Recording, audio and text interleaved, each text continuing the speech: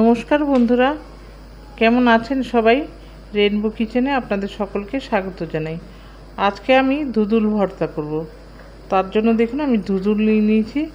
ধুদুলটা দেখতে অনেকটা ঝিঙার মতো, খেতেও ঝিঙার মতোই লাগে। ধুদুলগুলো ভালো করে ধুয়ে আমি কুচিয়ে কেটে নিয়েছি ছোট ছোট করে।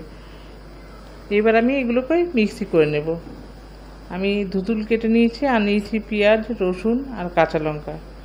এইগুলো সমস্ত কিছু আমি একসঙ্গে মিক্সি করে নেব। আমার রেসিপিটি যদি আপনাদের ভালো লাগে তাহলে লাইক, কমেন্ট, শেয়ার করবেন। আর নতুন বন্ধুদের বলছি প্লিজ সাবস্ক্রাইব করে আমার পাশে থাকবেন। পাশের বেল আইকনটিও ক্লিক করে দেবেন, তাহলে সমস্ত ভিডিও নোটিফিকেশন আপনাদের কাছে পৌঁছে যাবে সবার আগে। আর পুরনো বন্ধুদের অনেক অনেক ধন্যবাদ আমার পাশে থাকার জন্য। এই ধুতুল ভর্তা খেতে কিন্তু গরম গরম ভাতের সঙ্গে দারুণ লাগে। আপনারা একবার ট্রাই করে দেখবেন, খুব ভালো লাগবে। দেখুন ধুতুলগুলো আমার মিক্সি হয়ে গেছে। আমি এবার একটা কড়াই বসিয়েছি। কড়াইতে আমি সর্ষের তেল দিয়ে দেবো। এই রান্নাটা কিন্তু সর্ষের তেলেই করতে হবে, তাহলে খেতে ভালো লাগবে। তেলটা গরম হয়ে গেছে। এবার আমি কালো জিরে ফোড়ন দিয়ে দেবো। ফোড়নটা থেকে ভালো সুগন্ধ বেরোলে আমি দুটো শুকনো লঙ্কা ভেজে তুলে রাখবো গার্নিশিংয়ের জন্য।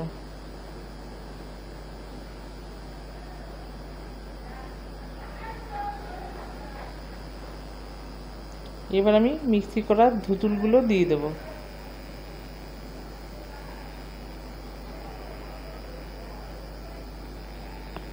ধুতুল থেকে ভীষণ জল ওঠে, ঝিঙার মতোই।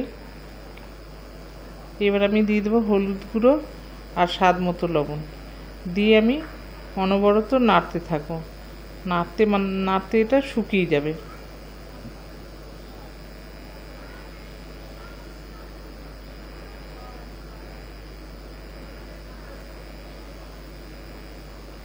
দেখুন কি ছিট করছে। খুব সাবধানে রান্নাটা করতে হবে, নাহলে ছিটে এসে গায়ে পুড়ে যাবে।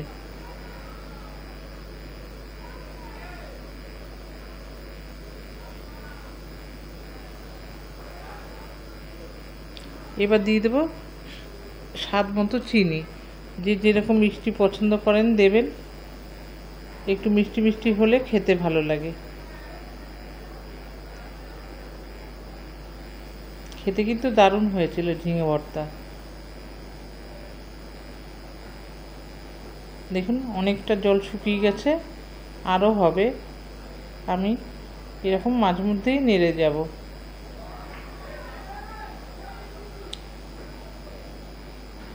দেখুন ঝিঙে ভর্তা হয়ে গেছে, পুরো একটা মণ্ড মতো হয়ে যাচ্ছে নাড়লে। এবার আমি সার্ভ করে নেব।